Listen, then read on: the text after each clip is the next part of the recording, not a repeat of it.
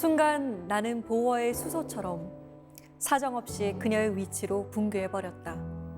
번쩍 광자를 내며 클릭 소리를 내며 이 시는 얼마 전 인기를 끈 드라마의 대사로 소개된 김인육 시인의 사랑의 물리학이라는 시를 양자역학적으로 바꿔본 거라고 합니다. 이처럼 양자역학을 시로, 드라마로, 철학으로 바꿔서 보여주려고 애쓰는 과학자가 있습니다. 이번에는 그의 발걸음이 미술관을 향합니다. 물리학자의 시선으로 바라본 미술은 어떨까요?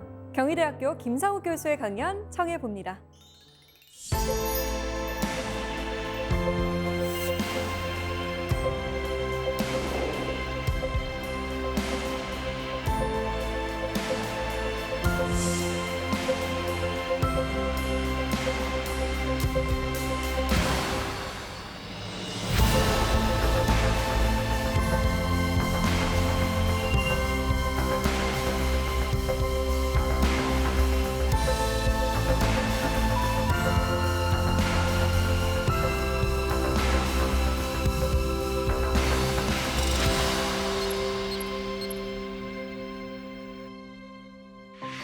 네, 반갑습니다, 교수님. 안녕하세요. 네. 근데 교수님을 만나 뵈면 어쩐지 문과라서 죄송합니다, 문송합니다라고 해야 될 것 같아요. 문과라서 멋있습니다. 감사합니다. 사실 문과들은 이 공대생에 대해서 혹은 이과생에 대해서 뭔가 대단하다라는 생각이 좀 들 때가 있거든요. 그건 근데 몰라서 그러는 거겠죠, 그냥. 저희도 마찬가지로 그 문과생들을 보면 참 대단하다는 생각이 들어요. 네. 어떻게 한자를 그렇게 많이 아는지 모르겠고요. 아니 근데 사실 교수님은 이과생인데도 불구하고 문과생의 면모를 갖추고 계신 것 같아요. 철학하는 과학자라는 별명도 갖고 계시잖아요. 그런 이분법이 너무 싫어요, 사실은. 그러니까 그 원래 학문은 하나였는데 그걸 우리가 편의상 가르치는데 효율을 높이기 위해서 이렇게 부득이하게 나눠놓은 거라고 생각을 하거든요. 네. 그래서 사람이 처음부터 이 사람은 이과형 사람, 이 사람은 문과형 사람 이렇게 나누고 이야기하는 것 자체가 좀 불편하다는 생각이 들고요. 오늘 이야기도 아마 그런 맥락에서 제가 준비한 강연이 될 겁니다. 사실 저는 물리학자가 바라본 미술이라고 했을 때 나는 미술도 잘 모르는데 그러면 한 90%는 이해 못하겠구나라는 걱정도 했거든요. 미술을 이해하려고 하면 안 되지 않을까요? 미술은 느껴야죠. 그러니까 물리학자가 느끼는 미술. 누구나 느낄 수 있으니까 네. 그렇게 보시면 편하게 보실 수 있을 것 같아요. 네, 그러면 저도 한번 교수님의 말씀에 따라서 제대로 한번 느껴보도록 노력하고 있겠습니다. 네. 오늘 강연 잘 부탁드립니다. 네, 감사합니다. 네.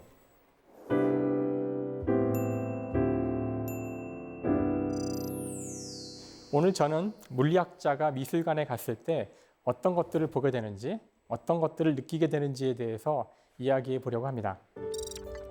뭐가 보이시나요? 점이 보이시나요? 한가운데 검은색으로 있는 점이 보이실 텐데요.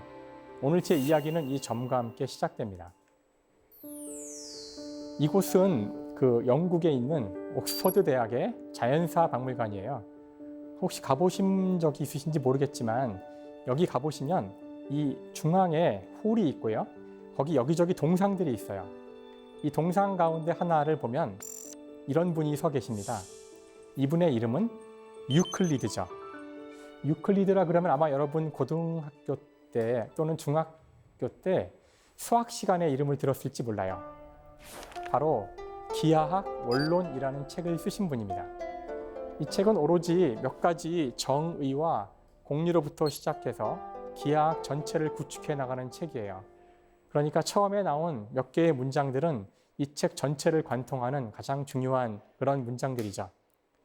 그 가운데도 가장 처음에 나오는 문장이 가장 중요할 텐데 제가 곧 보여드릴게요. 저는 이것은 수학적 문장이지만 아주 아름답고 심오하다고 생각합니다. 점에 대한 이야기죠. 점은 부분이 없는 것이다. 굉장히 곱씹어볼 만한 문장이에요. 아마 이런 정의를 여러분이 일상생활에서 쓰신 적은 없겠지만 물리학자들한테는 아주 중요한 것이 아마 여러분이 쿼크나 전자, 원자 이런 말들을 들어보신 적 있을 거예요. 이 세상 모든 것을 이루는 만물의 근원이죠. 이런 쿼크와 같은 것이 만족해야 될 중요한 특성은 바로 더 이상의 부분이 없다는 겁니다. 즉 고대 그리스의 수학자였던 또는 철학자였던 유클리드가 만든 첫 번째 문장, 점이 가져야 될 이 특성은 이 우주를 이루는 모든 근본 입자들이 가져야 될 특성과도 같은 것이죠. 다시 한번 잘 곱씹어 보면 재미있을 것 같아요. 점은 부분이 없는 것이다. 자, 아나운서님, 이게 어떻게 보이시나요? 과일을 그려놓은 것 같기도 하고 세균을 이렇게 확대해서 보는 것 아, 같고. 세균이요? 네. 그렇게 볼 수도 있겠군요. 놀랍게도 이 사진에 나오는 이 작은 요 구형 또는 길다란 물체들은 바로 모래예요. 여러분이 바닷가에 가서 모래를 한 줌 집어서 돋보기로 확대를 해보면 이와 같은 모습을 보게 됩니다. 어떻게 보면 굉장히 차가운 모습일 수도 있고요.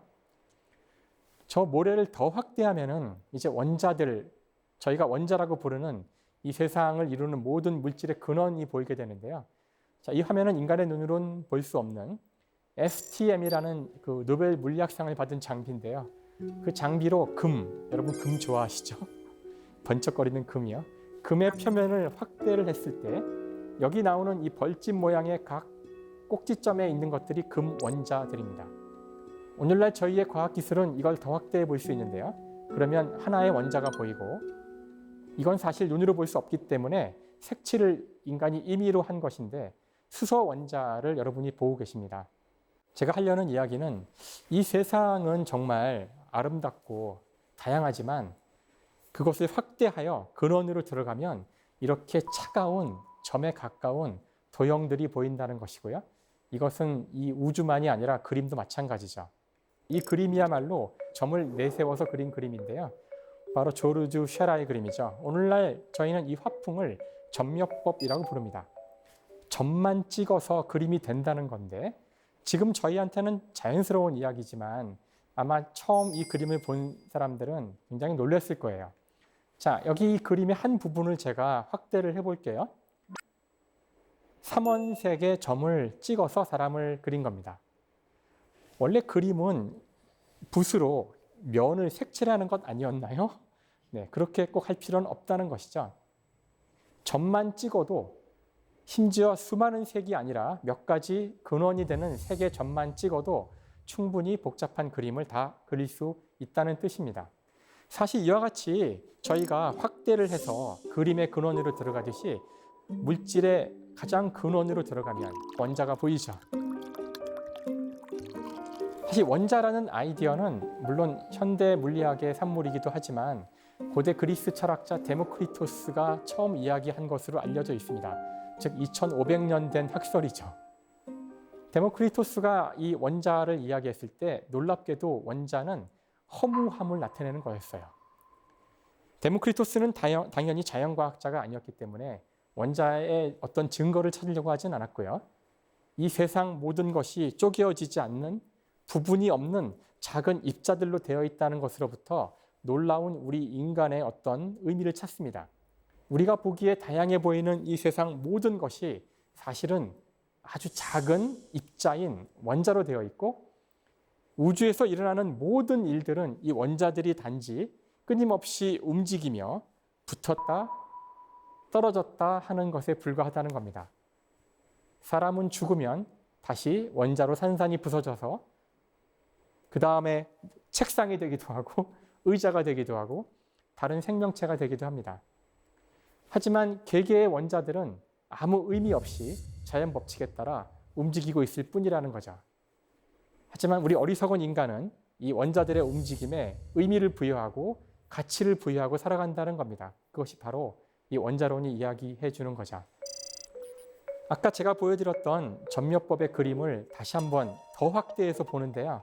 이 그림은 더 이상 따뜻한 점묘법의 그림이라기보다는 어떤 차가운 도형들의 집합처럼 보이기도 합니다. 그냥 점들이 있을 뿐이죠. 데모크리토스가 얘기했던 이 우주의 모습과 비슷해요. 점들은 그냥 각자의 색깔을 가지고 어떤 특정한 위치에 놓여 있는 것뿐입니다.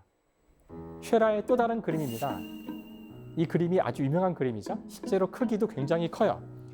이 그림을 가서 보시면 너무나 아름답고 더군다나 부드럽게 느껴집니다. 왜냐하면 날카로운 직선으로 사람이나 사물이 둘러싸여 있지 않고 점으로 되어 있기 때문에 뭔가 몽환적인 뿌연 느낌이 나거든요. 그래서 우리가 이 쉐라, 점묘법의 그림들을 볼 때 언제나 부드러운 느낌을 받게 됩니다. 하지만 이런 부드러운 느낌은 그림으로부터 충분한 거리를 두고 떨어졌을 때만이 느낄 수 있는 감정이죠. 저희가 점묘법의 그림으로부터 부드러움을 느끼기 위해서는 일정 정도 거리를 둬야 한다는 뜻입니다.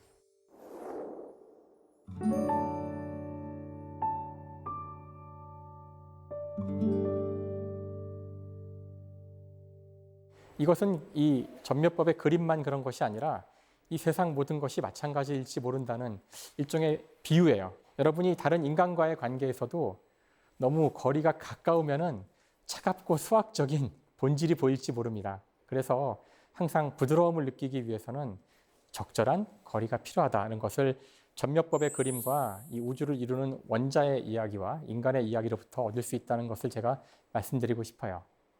자, 점에 대해서 또 다른 이야기를 한번 볼 텐데요. 이 그림도 아주 유명한 그림이죠. 여러분이 많은 장소에서 이 그림을 보실 수 있어요. 라파엘로가 그린 아테네 학당이란 그림입니다. 이 그림에는 고대 그리스에 있었던 위대한 철학자들이 많이 등장하고 있는데 왼쪽 아래를 보시면 피타고라스가 있어요. 자세히 찾아보세요. 그렇지 않아도 앉아서 이렇게 도형 같은 걸 그리고 있습니다. 정중앙에는 그리스 철학의 가장 위대한 분이라고 할 수 있는 플라톤이 서 있고 플라톤 바로 옆에 있는 분이 바로 제가 지금부터 소개할 사람인데요. 아리스토텔레스입니다. 사실 근대 물리학, 근대 과학이 시작되기 이전까지 서양의 과학은 아리스토텔레스가 만든 과학이라고 해도 과언이 아닙니다. 아리스토텔레스의 이야기를 하지 않고서는 과학사에 대해서 한마디도 할 수가 없죠. 당연히 이 아리스토텔레스도 점에 대해서 이야기를 했습니다. 점은 크기가 없다는 것을 이미 유클리드가 이야기를 했고요. 여기서 재미있는 역설이 나오죠. 점을 모아서 온갖 종류의 도형을 만들 수 있죠. 즉 선은 점으로 되어 있고 면은 선으로 되어 있고 부피는 면으로 되어 있습니다. 그렇기 때문에 점이 모든 도형에서 가장 중요한 역할을 할 수 있었던 거죠. 그런데 아리스토텔레스는 의문을 가져요. 크기가 없는 점을 모아서 어떻게 크기가 있는 선이 나올 수 있을까? 그렇죠? 점은 크기가 없기 때문에 모아서 크기가 있는 선을 만들 수 없다는 이야기예요. 굉장히 심오한 이야기일 수가 있습니다. 자, 여기 제가 길이가 1이라고 할 텐데 정의를 할게요. 길이가 1짜리 선분을 준비했어요.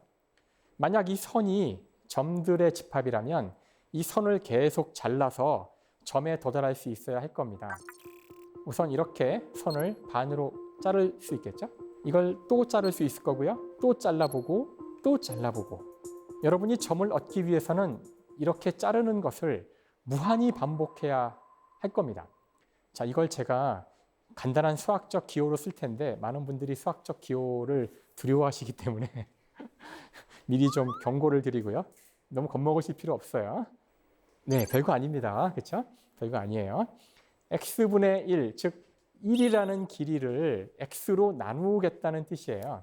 그런데 지금 본 것처럼 2배, 4배, 8배 이런 식으로 계속해서 무한히 나눠 가겠다는 뜻입니다. 그래서 저 밑에 있는 팔자가 옆으로 누워있는 저 기호는 무한대라는 기호인데요. 이렇게 나누는 작업을 무한히 하라는 뜻이죠. 따라서 점을 얻기 위해서는 나누는 과정을 무한히 하는, 즉 무한과 점이, 크기가 없는 점이 서로 맞닿아 있다는 뜻입니다. 사실 이 무한이라는 것은 대단히 이상한 녀석이라서 여러분이 무한대를 가지고 조금 장난을 쳐보면 이상한 걸 발견하게 돼요. 여기 무한대를 나타내는 기호가 있고 또 무한대가 있어요. 이 두 개의 무한대를 더하면 뭐가 될까요? 2배의 무한대가 된다고요? 그냥 무한대가 되죠. 무한대 곱하기 무한대도 무한대입니다. 자, 그럼 무한대에서 무한대를 빼면 뭐가 될까요? 0이라고요? 0이 아니에요. 무한대에서 무한대를 빼면 답이 정해지지 않습니다. 무한대가 나올 수도 있고 유한한 값이 나올 수도 있고 0이 될 수도 있어요. 굉장히 이상하죠. 그래서 무한대를 처음 배우는 그 고등학교 학생들이 아주 괴로워합니다. 왜 괴로워하냐면은 이 무한대라는 것을 하나의 숫자로 생각하기 때문에 어려운 것이죠. 무한대는 숫자가 아니에요. 무한은 과정입니다. 과정을 나타내는 컴퓨터로 얘기한다면 알고리즘이죠. 그래서 사실 점은 명사가 아니라 동사입니다. 이것이 아리스토텔레스의 오류였던 거죠. 무한히 작은, 그렇다고 크기가 0이 아닌, 부분이 없으면서 계속 작아지지만 0이 되지 않는 그런 존재는 명사로서 존재하는 것이 아니라 그런 과정으로서 존재한다는 거죠. 그러면 선은 어떻게 만들어질까요? 역시 과정으로 만들어집니다. 선은 점이 움직여서 만들어집니다. 아까하고는 다르죠. 점을 모아서 선이 되는 게 아니라 점이 움직여서 선이 된다는 뜻이죠. 굉장히 심오한 문장이에요. 특히 물리학자들한테는 더구나 그렇습니다. 움직인다는 것은 기하학적인 내용은 아니에요. 여러분 수학 시간에 움직인다는 표현에 대해서 들어본 적 없으실 거예요. 삼각형이나 사각형은 그냥 있는 겁니다. 그림 속의 도형들은 그냥 있는 거죠. 움직인다는 것은 또 다른 개념을 필요로 합니다. 바로 시간이죠. 자, 여기 제가 보이는데요. 항상 자기 얼굴을 보면 좀 웃음이 나와요. 저를 이제 제가 기술하려고 할 텐데 뭐 제가 얼굴이 어떻게 생겼 이런 것들은 물리학의 주제가 아니고요. 제가 어떻게 움직일 건지를 기술하려고 해요. 그러면 저희가 오늘 첫 번째 다루었던 말이 또 나옵니다. 모든 것은 점으로 되어 있습니다. 첫 번째로 과학자가 할 일은 제 몸에 점 하나 찍는 거죠. 보통은 제 몸에서 무게중심이라는 곳에 점을 찍습니다. 이 아랫배 어디쯤에 있게 되는데요. 여기가 무게중심이에요. 이제부터 저는 필요 없고요. 저 점만 있으면 됩니다. 저 점이 움직이는 것만 기술하면 모든 것을 알 수 있죠. 자, 볼까요? 저를 저 아래 갖다 놨는데요. 제가 움직일 텐데 저는 좀 마구 움직이는 특성이 있어서 네, 이렇게 움직였습니다. 붉은색으로 보이는 저 선이 바로 점이 움직여서 만들어낸 궤적이고요. 움직인다는 개념에는 시간을 필요로 하고요. 따라서 선은 점이 시간화된 형태입니다. 그래서 선은 사실 운동이죠. 더 놀라운 것은 물리는 운동입니다. 사실 물리학자들이 알아야 할 것은 물체의 운동에 대해서 선뿐입니다. 선을 아는 것이 물리를 아는 것이고 물리학자들은 오로지 선을 알기 위해서 모든 노력을 동원하는 사람들이죠. 저희는 선 찾는 사람들이에요. 모르셨죠? 저 선이야말로 운동을 기술하는, 운동에 대한 모든 정보를 다 담고 있는 것이죠. 많은 분들이 물리가 운동이라 그러면 또는 선을 물리라 그러면 그럴 리가? 물리는 더 괴롭고 어려운 과목이지. 저렇게 단순할 리가 없다고 생각하시는 분들이 있을지 모르는데요. 고등학교 때 물리 시간으로 한번 돌아가 볼까요? 이거 수능 시험 문제 가운데 하나 가져온 건데요. 전형적인 물리 문제죠. 포물선이라고 나오는 저 뒤집어진 저 곡선 보이시나요? 저 선을 여러분이 구하면 끝나는 겁니다. 저 선은 미사일의 궤적일 수도 있고요. 여러분이 집어 던진 유리잔일 수도 있습니다. 저 궤적을 물리학자들이 구할 수 있기 때문에 우리는 이 우주에서 움직이는 모든 것들의 운동을 예측할 수 있고 언제 일식이 일어날지 우리가 발사한 로켓가 몇 월, 며칠, 몇 시, 몇 분에 착륙할지를 알 수 있는 거죠. 이것이 물리과학이 우주를 예측하는 힘입니다. 결국 물리는 선에 대한 학문인 거죠. 그 중요한 선이라는 개념을 갖고서 제가 미술 작품을 하나 봤는데요. 이건 우리나라 사람의 작품이에요. 이대성 작가님께서 2019년에 그 수원시립 파크 미술관에서 전시했던 것인데요. 자, 이 작품은 어떤 느낌이 드시나요? 저는 좀 상처받은 마음 같다는 생각이 들었어요. 상처받은 마음이요? 네, 이게 좀 심장처럼 붉은색으로 이렇게 되어 있는데 다 뾰족뾰족하잖아요. 원래 사람이 상처를 받으면 굉장히 이제 예민해지고 공격하려고 하잖아요. 그런 마음을 표현한 건 아닐까라는 생각을 했는데요. 역시 문과적 감성으로 저는 차가운 얘기할 텐데 저는 아무 준비 없이 가서 이 작품을 봤어요. 일단 선이 보이시죠? 이 작품에 들어있는 놀라운 점들이 많지만 이 선은 하나예요. 지금 플라스틱으로 된 작품인데 하나의 선으로 되어 있습니다. 모두가 연결되어 있다는 뜻이고요. 또 하나는 45도에 가까운 뾰족뾰족한 형태로 되어 있습니다. 아마도 그것은 이 작품을 지금 공중에 띄워놓은 것인데요. 그 줄을 매달아야 되는 필요성도 있지만 저는 다른 의미가 있다고 생각을 했어요. 지금 이 작품은 중력에 거슬려서 공중에 떠 있습니다. 중력이 있는 방향은 굉장히 특별한데 우리가 사는 이 세상은 이 수평한 방향과 수직한 방향으로 나뉩니다. 여러분이 수평한 방향으로 움직일 때는 그렇게 큰 힘을 들일 필요가 없지만 수직한 방향으로 마음대로 움직이면 사람들이 놀라워서 눈이 둥그레질 텐데요. 왜냐하면 중력이라는 특별한 종류의 힘이 있기 때문에 그렇죠. 그래서 지금 여러분이 그림에 보시는 것처럼 이 수평 방향과 수직 방향은 물리학자들한테도 굉장히 중요한 차이를 갖는 두 개의 방향이죠. 하지만 제가 이것을 조금만 조작을 가하면 이 두 방향을 아주 평등하게 만들 수 있어요. 바로 이 수직한 두 방향을 45도로 이렇게 기울이기만 하면 이 두 개의 방향은 서로 각자 수직과 수평을 50%씩 품고 있는 평등한 방향이 됩니다. 이런 것들을 수학에서는 단순한 그 축의 변환이라고 부르는데요. 지금 보여드린 미술 작품은 이렇게 45도 틀어진 선들의 집합으로 되어 있죠. 이 선들은 따라서 평등합니다. 저한테는 그렇게 보이죠. 45도의 이 평등함, 중력장 하에서 45도의 평등함은 바로 우리 인간을 나타내는 한자에도 표현되어 있습니다. 사람 인자라는 이 글자는 두 사람이 서로 기대고 있는 모습을 나타냈다고 하는데요. 이 글자가 의미를 갖는 이유는 바로 우리가 중력장 하에 있기 때문입니다. 중력장 하에 놓인 45도의 두 선은 평등하죠. 그래서 저는 저 작품에서 인간이 보였어요. 자, 이제 저 작품을 뒤에 돌아와서 역광, 햇빛을 등지고서 보니까 아까와는 달리 이제 검붉은 색으로 보이더라고요. 즉 이것은 피라고 저는 느껴졌다는 뜻이에요. 하나의 핏줄이 인간의 형태를 가지고 끊임없이 이어지는 최초의 인간, 아프리카에 살았을 최초의 인간으로부터 지금 나까지 이어지는 어떤 인간의 피의 연결을 보여주는 그런 그림, 그런 작품이 아닐까? 멋있지 않나요? 이런 이제 해석을 저의 해석이에요. 써서 제가 이제 제 페이스북에 포스팅을 했는데 작가님이 이 글을 보고 오셔가지고 아주 좋아하셨어요. 그 물리학자가 미술품을 즐기는 하나의 방법이라고 할 수 있을 것 같아요. 그래서 선은 인생이기도 합니다.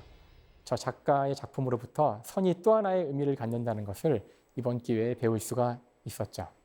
사실 선은 뇌과학에서도 굉장히 중요한데요. 이 그림은 아주 유명한 카니자의 삼각형입니다. 이 그림을 아마 인공지능이나 아니면 굉장히 차가운 수학자에게 보여주고서 여기 뭐가 있냐고 물어보면 이런 답을 듣게 됩니다. 여기에는 한 부분이 잘려나간 원 3개가 있습니다. 이게 답이죠. 하지만 대다수의 인간에게는 여기에는 삼각형이 있는 것처럼 보이죠. 이것은 대표적인 착시 현상인데요. 왜냐하면 사람의 시각은 눈에 앞에 보이는 사물의 이 데이터들을 전묘법에 나오는 그림과 같이 점들로 그대로 뇌로 보내지 않습니다. 그러면은 뇌에서 너무나 많은 데이터를 처리해야 되잖아요. 그래서 뇌로 들어가기 직전에 이미 벌써 1차로 정보에 대한 가공이 일어나는데 그때 중요한 것은 이 눈앞에 보이는 이 풍경으로부터 선들을 추출하는 겁니다. 1차로 추출된 선들에 대한 정보가 얻어지면 그것을 뇌로 보내서 뇌에서는 그 선으로 둘러싸인 어떤 특별한 형상을 기억과 비교하여 그것이 무엇인지를 판별하게 되죠. 그래서 인간은 무조건 선을 찾습니다. 선이 없어도 선을 봅니다. 그래서 사실 선은 인생일 뿐만 아니라 우리 인간이 세상을 지각하는 방식이기도 하죠. 그래서 우리가 그렇게 몇 개의 선으로도 많은 의미를 찾을 수 있는 겁니다. 저는 이 그림을 보고 깜짝 놀랐어요. 이건 불과 4개의 선으로 되어 있는데요. 사람의 뒷모습이에요. 누구든지 알 수 있습니다. 이게 무엇을 의미하는지. 이 그림은 사실 그 유명한 피카소가 그린 건데요. 우리 인간이 얼마나 적은 정보만으로도 세상을 이해할 수 있는지를 보면서 놀랄 때가 있는데 그 이유는 우리가 선으로 세상을 파악하기 때문입니다. 그렇기 때문에 이런 종류의 그림을 그릴 수 있는 거죠. 인공지능이 이 그림을 이해하려면 엄청나게 많은 데이터를 필요로 할 겁니다. 시간을 필요로 할 거고요. 하지만 인간은 보는 즉시 아는 거죠. 인간이 최초에 그렸던 그림들이 라스코 벽화에 남아 있습니다. 수만 년 전에 그렸던 그림들이죠. 거기 가보시면 당연히 선으로 수많은 그 동물들의 모습과 인간의 모습이 그려져 있죠. 당연히 인간은 선으로부터 시작합니다. 세상을 이해한 방식이 선이기 때문에 그리는 방식도 선이죠. 일단 선이 완성되면 그 다음 그곳을 색으로 채우게 됩니다. 자, 저런 원시적인 그림으로부터 시작해서 인간은 계속 그림을 그려왔고요. 유럽의 미술의 역사를 보시면 결정적인 변화가 일어나는 시점이 바로 이 르네상스입니다. 르네상스에 오게 되면 사람들이 이제 드디어 눈으로 본 것을 그대로 그리는 방법들을 찾게 되죠.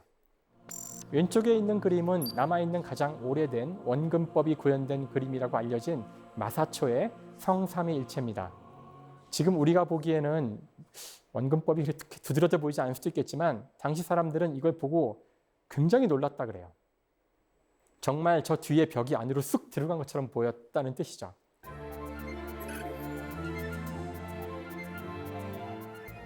그런가 하면은 알브레이트 뒤러 같은 화가는 오른쪽 그림과 같은 토끼의 정밀화를 그립니다. 이제 이 이후 서양 화가들은 사물을 있는 그대로 그리기 위한 모든 노력을 경주하게 되죠. 그리고 놀라운 경지에 도달합니다.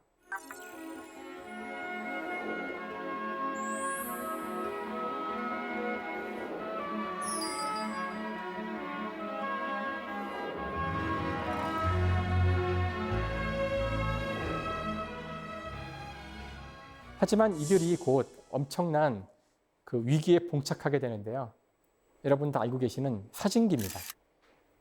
19세기 초반 과학기술의 발전으로 사진기가 나오자 아마 사물을 있는 그대로 그리려고 했던 당시 화가들은 경악을 했을 겁니다. 아니, 내가 아무리 열심히 노력을 해도 사진기만큼 그릴 수 없는데 그림을 그린다는 것이 우리 화가들에게 어떤 의미가 있을까? 사실 과학기술은 지금도 우리에게 비슷한 질문을 던지고 있죠. 네, 여기 나오신 분의 이름은 아인슈타인이죠. 오른쪽에 있는 그 논문은 그 유명한 상대성 이론의 논문입니다. 20세기 초 아인슈타인은 지금까지 우리가 운동에 대해 알고 있었던, 우주에 대해 알고 있었던 모든 상식이 옳지 않다는 것을 알려주죠. 시간과 공간이 막 뒤틀어지고 움직이는 사람한테는 시간이 느리게 가고 이런 말도 안 되는 이야기들을 하게 됩니다. 그렇지 않아도 사진기로 마음이 편치 않았을 예술가들에게 그들이 보고 있는 이 세상이 보는 그대로가 아니라는 것까지 알려주기 시작한 겁니다. 당시 아인슈타인의 이론을 소개하는 많은 책들이 나왔는데요. 그 가운데 여기 나온 이분께서 에스프리 조프리라는 사람인데요. 이분이 썼던 책 가운데서 보시면은 오른쪽에 복잡한 도형들이 나오죠. 아인슈타인의 상대성 이론은 4차원이라는 아주 복잡한 시공간 좌표에서 기술이 됩니다. 사람의 눈으로는 볼 수 없어요. 사람은 3차원밖에 볼 수 없는데요. 그것을 비주얼라이즈, 즉 눈으로 볼 수 있게 하기 위해서 그린 그런 그림들이에요. 놀랍게도 이 책을 읽었던 한 화가는 책의 내용은 전혀 이해할 수 없었지만 이 책에 나오는 이 장면을 보고 깊은 인상을 받았답니다. 눈에 보이지 않는 4차원을 여러 방향에서 보아서 모아서 이해하려는 이 노력, 사실은 하나의 물체를 보기 위해 여러 방향에서 보는 건데요. 그 방법밖에 우리 인간이 4차원을 이해할 수 있는 방법이 없거든요. 그리고서 이 사람은 4차원이 아니라 3차원조차도 여러 방향에서 한꺼번에 보아서 2차원에 늘어놔야지만 제대로 이해할 수 있는 것이 아닐까 하고서 그림을 그리게 됩니다. 그 그림은 당시에 큰 충격을 주게 되는데 바로 그 그림이 그 유명한 피카소의 아비뇽의 처녀들이죠. 이 그림의 오른쪽 아래에 있는 여인을 보시면 얼굴이 이렇게 뒤틀려 있는 걸 볼 수 있어요. 그 이유는 정면에서 본 모습과 옆에서 본 모습이 한꺼번에 그려졌기 때문에 그렇습니다. 20세기 초 물리학을 뒤흔들었던 상대성 이론의 시공간이라는 개념은 피카소에게 완전히 새로운 형태의 공간 재구성의 아이디어를 줬던 것이죠. 사실 그 시대의 과학뿐만 아니라 기술조차도 당대를 살았던 수많은 예술가들에게 엄청난 충격을 줍니다. 여기 나온 이 분은 마르셀 듀샹이라는 분인데요. 이분은 굉장히 기술에 관심이 많았다고 해요. 어느 날 그 과학기술 박람회를 갔다 오면서 했던 말인데요. 야, 이제 회화는 망했어. 저 프로펠러보다 더 멋진 걸 누가 만들어낼 수 있겠어? 지금 우리가 보기엔 프로펠러가 멋지지 않겠지만 만약 여러분이 지금 생전 처음 에펠탑을 본다면은 비슷한 감탄사를 내뱉을지 몰라요. 와, 저렇게 멋있는 거대한 구조물이 있다니. 하늘을 날아가거나 아니면 저희가 처음 드론을 봤을 때도 비슷할 수 있고요. 그런 과학기술의 경이로운 모습을 보면서 예술가들이 만들 수 있는 것보다 과학기술 그 자체가 더 멋있다고, 더 아름답다고 하는 그런 탄사를 내뱉은 거죠. 실제 이 마르셀 듀샹의 그림들을 보시면은 이 그림의 제목은 보지 않으면 상상도 할 수 없는 제목입니다. 신부. 자, 이 신부가 어느 신부인지도 모르시겠죠? 결혼을 앞둔 신부입니다. 저는 보고 한 번에 알 것 같긴 했는데요. 여기 보면 사람의 내장 기관을 기계처럼 그려놓은 것처럼 저는 느껴져요. 인간을 기계화해서 나타낸 겁니다. 사실 사람은 생물학자의 눈으로 볼 때에는 입으로부터 항문까지 연결된 하나의 튜브가 있는 구예요. 네, 그렇게 본다면 이것이, 왜냐하면 먹고 사는 게 제일 중요하잖아요.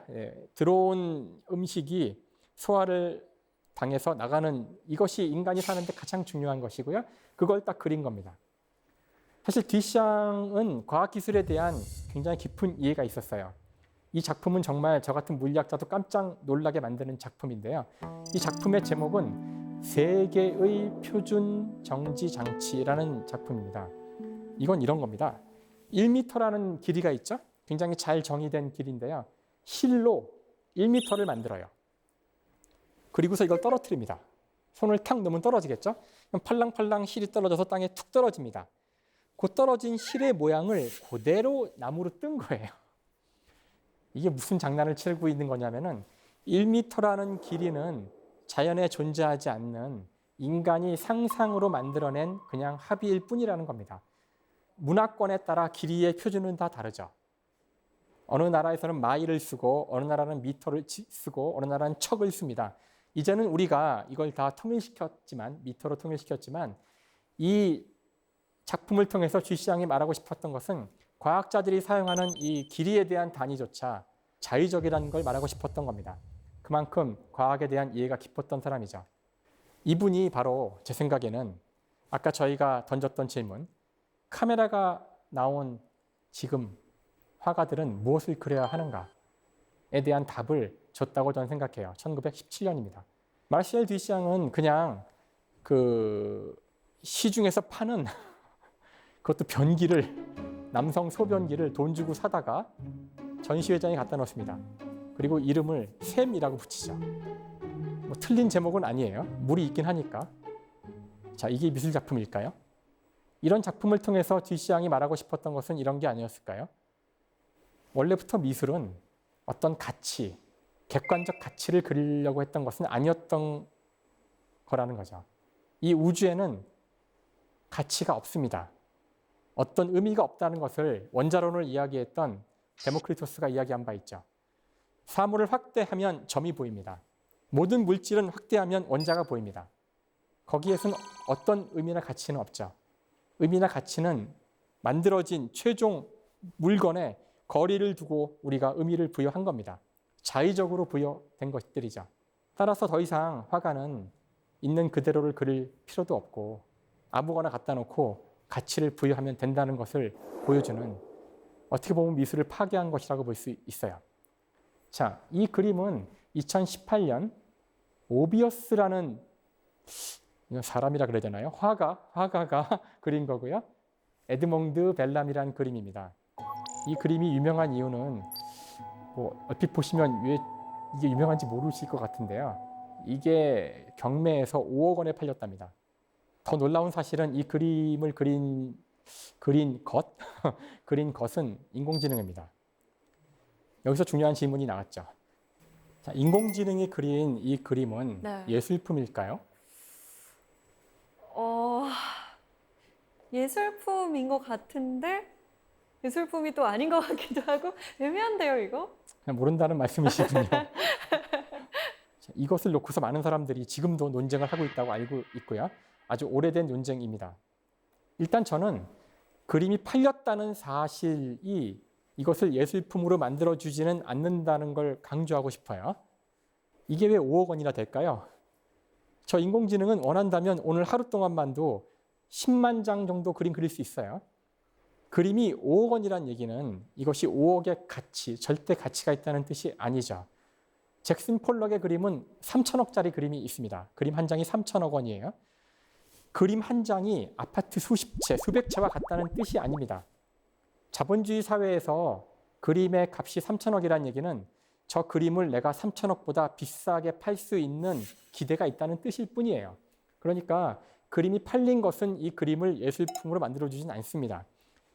우리의 추가적인 논의가 필요한 거죠. 자, 고흐의 유명한 그림이죠. 별 해는 밤. 고흐의 화풍을 학습한 인공지능한테 사진을 한 장 보여주자 몇 분 만에 그린 그림이에요. 이 인공지능한테는 어떤 사진이든지 보여주면 이런 화풍으로 그립니다. 무섭죠? 이건 예술품일까요? 어떤 분들은 인간이 그린 것만이 예술품이라고 하더라고요. 그럼 인공지능이 그린 건 예술품이 아니란 얘기일까요? 그건 또 아니랍니다. 인공지능이 그렸어도 사람이 인공지능에 시켰다면 예술품이랍니다. 그런데 인공지능 프로그램이 있어요. 모든 걸 인공지능이 해요. 그래도 예술품일까요? 사람이 리턴 키를 쳤으면 예술품이랍니다. 과연 사람은 뭘까요? 그렇다면 여기서 말하는 사람이란 도대체 무엇일까요? 제가 왜 이런 질문을 하냐면 그림을 그리는 동물도 있습니다. 여기 나오는 이 사진의 원숭이 침팬치는 콩고라는 침팬치인데요. 이 아래에 있는 것은 콩고가 그린 그림이고요. 이 그림도 역시 팔렸습니다. 다시 강조하지만 팔렸다는 것이 이 그림이 예술이라는 의미를 갖고 있는 건 아닙니다. 지금 우리의 법에 따르면 침팬치가 그린 그림은 침팬치의 주인의 소유가 아닙니다. 침팬치가 자연물이기 때문에 침팬치가 그린 것도 자연물이죠.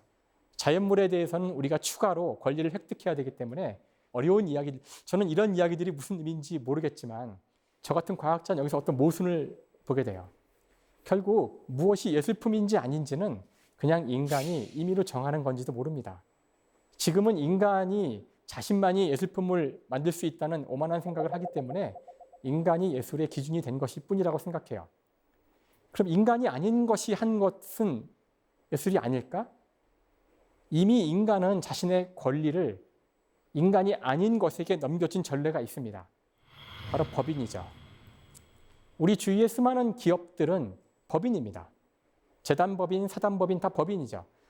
법인이란 것은 존재하지 않지만 인간의 권리를 갖고 물건을 사고 팔 수도 있고요. 그 다음에 심지어 법적인 책임도 질 수 있습니다. 인간은 필요하다면 가상의 존재에다가 인간의 권리를 넘기기도 합니다. 제 생각에 무엇이 예술품인지 아닌지를 결국 판정하는 것은 우리 인간이 어느 날이건 간에 인공지능이 한 것도 예술품이라고 합의하는 날 예술품이 되는 것이죠. 이미 뒤시앙이 얘기했듯이 예술이라는 것은 그것의 의미라는 것은 인간이 만든 자의적인 것이기 때문에 그렇습니다. 저는 오히려 이 이야기가 인공지능의 시대를 살고 있는 우리에게 아주 중요하고 소중한 메시지가 된다고 생각해요. 카메라가 나왔을 때 화가들은 무엇을 해야 할까요? 그냥 하던 대로 그림 그리면 됩니다. 화가들의 작품에 가치와 의미를 부여하는 것은 바로 화가들 자신이고 바로 다른 인간들이기 때문이죠. 자동차는 인간보다 빠르지만 그럼 우린 더 이상 마라톤을 보지 말아야 될까요?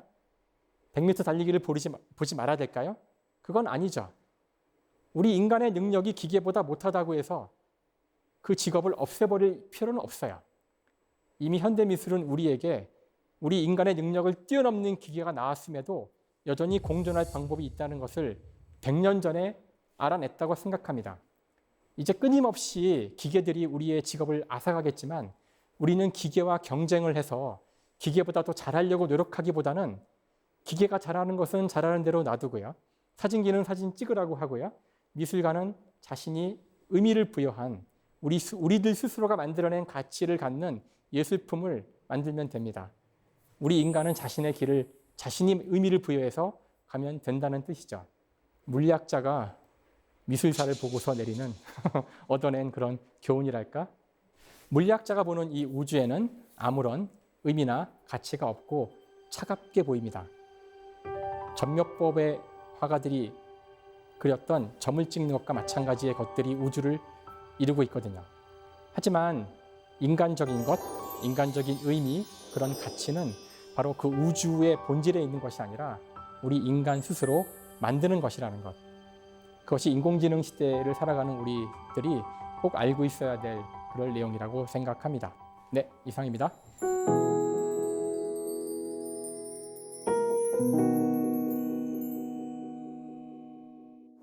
네, 강연 잘 들었습니다, 네, 교수님. 감사합니다. 교수님 이야기를 듣다 보니까 정말 아는 만큼 보이는구나라는 생각이 들더라고요. 근데 저는 물리학을 알지 못하기 때문에 그 물리학자의 시선으로 바라보는 교수님의 시선이 참 탐났어요. 드릴까요? 주실 드릴 수가 수만 없네요. 있다면. 자, 저희가 교수님께 질문을 좀 받아봤습니다. 한번 볼까요? 먼저 정승호 씨의 질문 보겠습니다.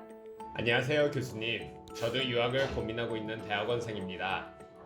교수님께서는 독일에서 공부하셨는데 유학으로 얻은 것은 무엇인가요? 그리고 기회가 된다면 유학은 가는 것이 좋을까요? 독일에서 공부를 하고 오셨는데 유학을 통해서 얻을 수 있는 건 무엇인지 또 유학을 추천하시는지 물어보셨어요. 일단 보통 이야기하는 유학은 뭐 석사학위나 박사학위를 하러 미국 나가는 것을 이야기하는데요. 네. 저 같은 경우는 박사학위까지는 국내에서 했고요. 독일에 갔었던 것은 연구소에 간 거예요. 그러니까 일을 하러 간 거죠, 사실은. 일을 하러 간 거라서 지금 아마 질문하신 취지하고는 조금 다를 수가 있는데요. 네. 이 질문이 좀 민감한 질문이기도 해요. 한국에서 교수를 하고 있는 입장에서 학생들이 와서 유학을 가야 되는지 물어봤을 때 유학을 가라고 그러면은 국내에서 공부하지 말라는 뜻으로도 읽힐 수가 있어서 대단히 이제 좀 미묘한 문제긴 한데 네. 이런 말씀을 드릴 수 있을 것 같아요. 분명한 사실은 특히 자연과학, 물리학도 마찬가지지만 자연과학이 탄생한 곳이 유럽과 저 서양이고요. 그다음에 지금 현재도 과학의 주류를 끌어가고 있는 많은 그룹들이 다 유럽과 미국에 있기 때문에 기회가 된다면 해외에 나가서 공부하는 게 물론 좋을 거라고 생각해요. 또 한 가지 중요한 고려 사항은 외국에 나간다는 것이 단순히 가서 공부만 한다는 뜻이 아니거든요. 가서 사는 겁니다. 그러니까 자신이 과연 해외에 나가서 그 문화 속에 그 사람들과 함께 자기의 젊은 시절을 같이 잘 지낼 수 있을지도 고려를 하셔야 돼요. 제가 아는 많은 사람들이 그 부분에서 실패를 한 경우도 꽤 있었기 때문에 그러니까 공부라는 것은 가서 앉아서 책만 보는 게 아니란 뜻이에요. 네. 그래서 이런 것들을 다 종합적으로 고려하셔서 판단을 쉬운 문제는 아니라서 제가 뭐가 좋다고 쉽게 답을 할 수는 없고요. 교수님은 독일에서 일을 하실 때 뭐 적응하기 힘든 부분 없으셨어요? 저 너무 좋았어요. 아, 정말요? 가고 싶었기 때문에 네. 사실 저희 물리학자들은 주로 미국으로 많이 유학을 가요. 공부하러도 많이 가는데 저는 굳이 독일을 가고 싶어서 갔고요. 독일의 문화라든가 역사 이런 것들이 좋아서 그래서 독일에 간 첫날 너무 기뻐가지고 막 네. 다음날 길에 막 나가서 막 맥주도 마시고 대낮에 집에 국제전화 걸어가지고 너무너무 좋다고 막 가족들한테 자랑도 하고 네. 너무 좋았어요. 독일의 문화라든가 어떤 연구 환경은 말할 것도 없고 그 나라가 갖고 있는 어떤 분위기가 있어요. 네. 독일만의 어떻게 보면 되게 딱딱하고 원리 원칙대로고 그런데 모든 면에서 좋았어요. 제 인생에서 가장 행복했던 시간 중에 하나가 독일에서 공부하던 그 시절이었어요. 자, 그럼 두 번째 질문 받아볼게요. 김민선 씨의 질문입니다. 안녕하세요, 교수님. 교수님이 미술 작품에 관심이 많으시던데 가장 좋아하는 미술 작품은 뭔가요? 오늘 미술 이야기를 나눠봤는데 가장 좋아하는 미술 작품을 물어보셨어요. 이런 게 가장 어려운 질문이잖아요. 한두 개가 아닌데 하나를 그렇죠. 꼽아야 한다는 게 사실 그 제가 미술에 흥미를 가지기 시작하게 된 계기는 초현실주의 작가들 작품부터였어요. 그래서 뭐 오늘 소개했던 그 살바도르 달리라든가 르네 마그리트라든가 그런 작가들의 작품들에 이제 흥미를 가지면서 아름답다 좋다를 떠나서 그냥 네. 그게 좋아서 시작한 거라 그 20세기 초반의 현대 미술 작품들을 굉장히 좋아했고요. 근데 막상 또 이제 그 미술관에 가서 보면은 큰 작품이 좋아요. 일단 굉장히 커야 되고 네. 그리고 이제 공부할 때는 별로 그렇게 크게 흥미가 없었지만 가서 보니까 또 중세 시대나 르네상스의 작품들이 또 이렇게 인간의 마음에 와닿는 것들이 있어요. 그 당시에 정말 종교적 열정으로 자신의 모든 걸 걸어서 그린 그림들이기 때문에 그래서 막상 가서 이제 본 현장에서 본 작품으로는 그 우피치에서 봤던 그 유명한 그 보티첼리의 비너스의 탄생 이런 거는 너무나 흔한 그림이지만 네. 현장에서 봤을 때 또 아마 굉장히 오랜 시간 동안 쓰였던 기억이 나요. 그래서 가장 좋아하는 작품이 뭐냐고 여쭤보셨는데 네. 그 여러 가지 답을 할 수 있을 것 같아요. 네, 마지막으로 제가 질문하겠습니다. 물리학자시지만 철학과의 만남, 미술과의 만남도 가지셨어요. 앞으로 교수님이 또 어떤 만남을 가지실지 기대가 돼요. 그런 질문 하시는 분들이 꽤 계세요. 그래서 다음엔 또 어떤 거에서 또 과학을 풀어낼 건지 이런 분들이 계시는데 사실 제 입장에서는 그 뭐 여러 분야를 다 골고루 해보겠다 이런 마음은 사실 없고요. 그럴 능력이 있는지도 모르겠고 원래 과학자죠. 과학자고 어쩌다 보니 이제 미술을 너무 좋아해서 그 지식이 쌓이니까 이야기를 하고 싶어서 책까지 나오게 된 것이라서 굳이 어떤 방향을 잡거나 그 다음에 뭘 할까 이런 생각은 아직 못 해본 것 같아요. 많은 분들이 바란다면 한번 용기를 가지고 이것저것 보긴 할게요. 근데 그게 좋아야 하는 거라 그럼요. 아직은 미술에 꽂혀 있습니다. 오늘 강연 정말 즐겁게 잘 네. 들었습니다. 오늘 감사합니다. 네, 감사합니다.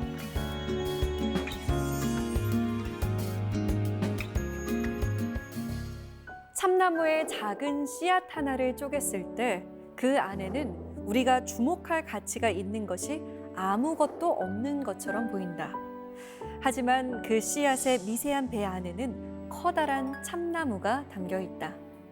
인도의 문다카 우파니샤드의 글입니다. 보이지 않지만 이미 우리 몸에 새겨진 놀라운 미래, 그 미래를 꿈꾸는 그런 오늘을 보내시길 바랍니다. 사색의 공동체였습니다. 저희는 다음 시간에 찾아오겠습니다.